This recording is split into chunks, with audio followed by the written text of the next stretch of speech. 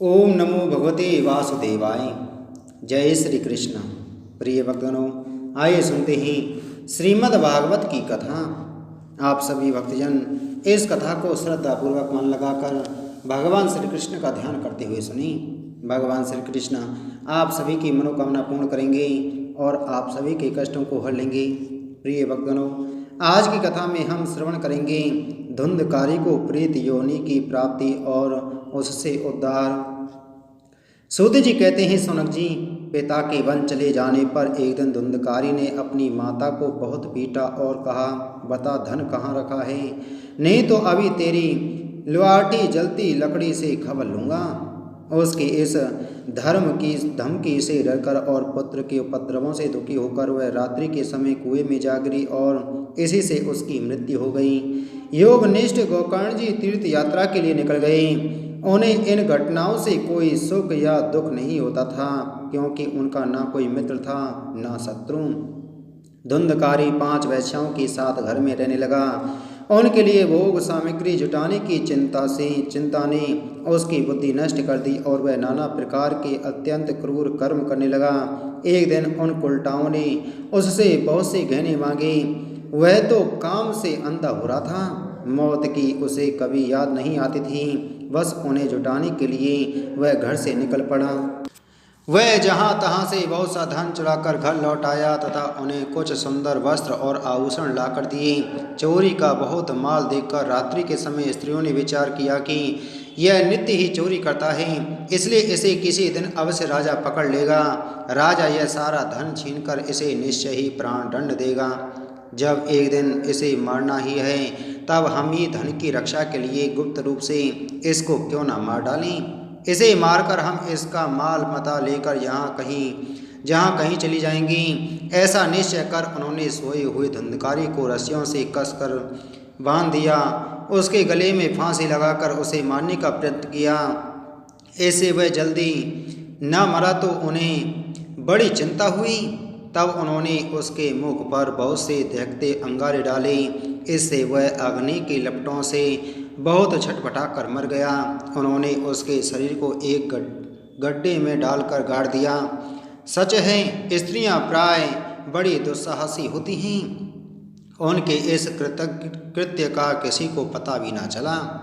लोगों के पूछने पर कह देती थी कि हमारे प्रीतम पैसे के लोभ से अब की बार कहीं दूर गए हैं, इसी वर्ष के अंदर लौट आएंगे। बुद्धिमान पुरुष को दुष्टा स्त्रियों का कभी विश्वास नहीं करना चाहिए। जो मूर्ख इनका विश्वास करता है उसे दुखी होना पड़ता है। इनकी वाणी तो अमृत के समान कामियों के हृदय में रस का संचार करती है, किंतु हृदय छुरे की धार के समान तीक्ष्ण होता है। भला इन स्त्रियों का कौन प्यारा है। वे कुलटाएं धुंधकारी की सारी संपत्ति समेट कर वहाँ से चंपत हो गईं। उनके ऐसे न जाने कितने पति थे और धुंधकारी अपने कुकर्मों के कारण भयंकर प्रेत हुआ। वह बवंडर के रूप में सर्वदा 10 दिशाओं में भटकता रहता था तथा शीत घाम से संतप्त और भूख प्यास से व्याकुल होने के कारण हा देव चिल्लाता रहता था, परंतु उसे कहीं भी कोई आश्रय न मिला। कुछ काल बीतने पर गोकर्ण ने भी लोगों के मुख से धुंधकारी की मृत्यु का समाचार सुना। तब उसे अनाथ समझकर उन्होंने उसका गया जी में श्राद्ध किया और भी जहाँ जहाँ भी जाते थे उसका श्राद्ध अवश्य करते थे। इस प्रकार घूमते घूमते गोकर्ण जी अपने नगर में आए और रात्रि के समय दूसरों की दृष्टि से बचकर सीधे अपने घर के आंगन में सोने के लिए पहुँचे। वहाँ अपने भाई को सोया देख आधी रात के समय धुंधकारी ने अपना बड़ा विकट रूप दिखाया। वह कभी भेड़ा, कभी हाथी, कभी भैंसा, कभी इंद्र और कभी अग्नि का रूप धारण करता। अंत में वह मनुष्य के आकार में प्रकट हुआ। ये विपरीत अवस्थाएं देखकर गोकर्ण ने निश्चय किया कि यह कोई दुर्गति को प्राप्त हुआ जीव है। तब उन्होंने उससे धैर्यपूर्वक पूछा। गोकर्ण ने कहा, तू कौन है? रात्रि के समय ऐसे भयानक रूप क्यों दिखा रहा है? तेरी यह दशा कैसे हुई, हमें बता तो सही। तू प्रेत है, पिशाच है अथवा कोई राक्षस है? सूत जी कहते हैं, गोकर्ण के इस प्रकार पूछने पर वह बार बार जोर जोर से रोने लगा। उसमें बोलने की शक्ति नहीं थी, इसलिए उसने केवल संकेत मात्र किया तब गोकर्ण ने अंजलि में जल लेकर उसे आमंत्रित करके उस पर छिड़का। इससे उसके पापों का कुछ शमन हुआ और वह इस प्रकार कहने लगा। प्रेत बोला, मैं तुम्हारा भाई हूँ, मेरा नाम है धुंधकारी। मैंने अपने ही दोष से अपना ब्राह्मणत्व नष्ट कर दिया। मेरे कुकर्मों की गिनती नहीं की जा सकती। मैं तो महान अज्ञान में चक्कर काट रहा था, इसी से मैंने लोगों की बड़ी हिंसा की। अंत में उल्टा स्त्रियों ने मुझे तड़पा तड़पा कर मार डाला। इसी से अब प्रेत योनि में पड़कर यह दुर्दशा भोग रहा हूँ। अब दैववश कर्म फल का उदय होने से मैं केवल वायु भक्षण करके जी रहा हूँ। भाई, तुम दया के समुद्र हो, अब किसी प्रकार जल्दी ही मुझे इस योनि से छुड़ाओ। गोकर्ण ने धुंधकारी की सारी बातें सुनी और तब उससे बोले। गोकर्ण ने कहा, भाई, मुझे इस बात का बड़ा आश्चर्य है। मैंने तुम्हारे लिए विधि पूर्वक गयाजी में पिंडदान किया, फिर भी तुम प्रेत योनि से मुक्त कैसे नहीं हुए? यदि गया श्राद्ध से भी तुम्हारी मुक्ति नहीं हुई, तब इसका कोई और उपाय नहीं है। अच्छा, तुम सब बात खोलकर कहो, मुझे अब क्या करना चाहिए? प्रेत ने कहा, मेरी मुक्ति सैकड़ों गया श्राद्ध करने से भी नहीं हो सकती। अब तो तुम इसका कोई और उपाय सोचो। प्रेत की यह बात सुनकर गोकर्ण को बड़ा आश्चर्य हुआ। वे कहने लगे, यदि सैकड़ों गया श्राद्धों से भी तुम्हारी मुक्ति नहीं हो सकती, तब तो तुम्हारी मुक्ति असंभव ही है। अच्छा, अभी तो तुम निर्भय होकर अपने स्थान पर रहो, मैं विचार करके तुम्हारी मुक्ति के लिए कोई दूसरा उपाय करूँगा। गोकर्ण की आज्ञा पाकर धुंधकारी वहाँ से अपने स्थान पर चला आया। इधर गोकर्ण ने रात भर विचार किया, तब भी उन्हें कोई उपाय नहीं सूझा। प्रातःकाल उनको आया देख लोग प्रेम से उनसे मिलने आए। तब गोकर्ण ने रात में जो कुछ जिस प्रकार हुआ था वह सब उन्हें सुना दिया। उनमें जो लोग विद्यमान योगनिष्ठ ज्ञानी और वेदज्ञ थे, उन्होंने भी अनेकों शास्त्रों को उलट पलट कर देखा, तो भी उसकी मुक्ति का कोई उपाय न मिला।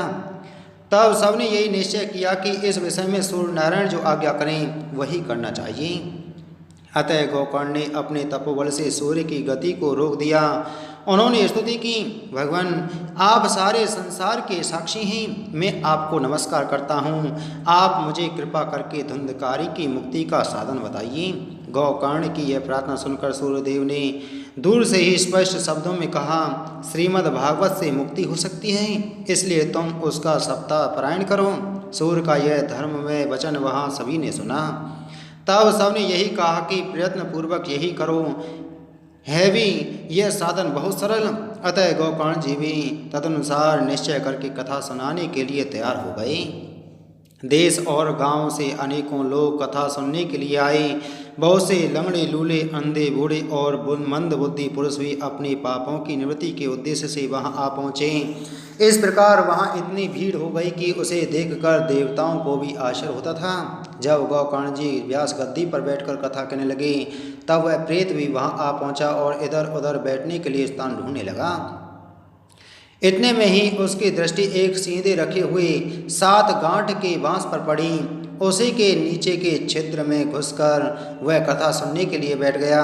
वायु रूप होने के कारण वह बाहर कहीं बैठ नहीं सकता था, इसलिए बांस में घुस गया। गोकर्ण जी ने एक वैष्णव ब्राह्मण को मुख्य श्रोता बनाया और प्रथम स्कंद से ही स्पष्ट स्वर में कथा सुनानी आरंभ कर दी। सायंकाल में जब कथा को विश्राम दिया गया, तब एक बड़ी विचित्र बात हुई। वहाँ सभासदों के देखते देखते उस बांस की एक गांठ टड़ तड़ शब्द करती फट गई। इसी प्रकार दूसरे दिन सायंकाल में दूसरी गांठ फटी और तीसरे दिन उसी समय तीसरी। इस प्रकार 7 दिनों में 7 गांठों को फोड़कर धुंधकारी 12 स्कंदों के सुनने से पवित्र होकर प्रेत योनि से मुक्त हो गया और दिव्य रूप धारण करके सबके सामने प्रकट हुआ। उसका मेघ के समान श्याम शरीर पीताम्बर और तुलसी की मालाओं से सुशोभित था तथा सिर पर मनोहर मुकुट और कानों में कमनीय कुंडल झिलमिला रहे थे। उसने तुरंत अपने भाई गोकर्ण को प्रणाम करके कहा, भाई, तुमने कृपा करके मुझे प्रेत योनि की यातनाओं से मुक्त कर दिया। यह प्रेत पीड़ा का नाश करने वाली श्रीमद् भागवत की कथा धन्य है तथा श्री कृष्ण चंद्र के धाम की प्राप्ति कराने वाला इसका सप्ताह पारायण भी धन्य है। जब सप्ताह श्रवण का योग लगता है, तब सब पाप थर्रा उठते हैं कि अब यह भागवत की कथा जल्दी ही हमारा अंत कर देगी। जिस प्रकार आग गीली सूखी छोटी बड़ी सब तरह की लकड़ियों को जला डालती है, उसी प्रकार यह सप्ताह श्रवण मन वचन और कर्म द्वारा किए हुए नए पुराने छोटे बड़े सभी प्रकार के पापों को भस्म कर देता है।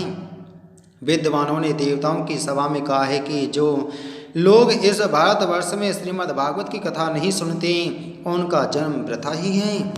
भला मोह पूर्वक लालन पालन करके यदि इस अनित्य शरीर को हष्ट पुष्ट और बलवान भी बना लिया, तो भी श्रीमद् भागवत की कथा सुने बिना इससे क्या लाभ हुआ। अस्थियां ही इस शरीर के आधार स्तंभ हैं। नस नाड़ी रूप रस्सियों से यह बंधा हुआ है। ऊपर से इस पर मांस और रक्त थोपकर इसे चर्म से मढ़ दिया गया है। इसके प्रत्येक अंग में दुर्गंध आती है, क्योंकि है तो यह मल मूत्र का भांड ही। वृद्धावस्था और शोक के कारण यह परिणाम में दुखमय ही है। रोगों का तो घर ही ठहरा। यह निरंतर किसी न किसी कामना से पीड़ित रहता है, कभी इसकी तृप्ति नहीं होती। इसे धारण किए रहना ही एक भार ही है। इसके रोम रोम में दोष भरे हुए हैं और नष्ट होने में इसे एक क्षण भी नहीं लगता।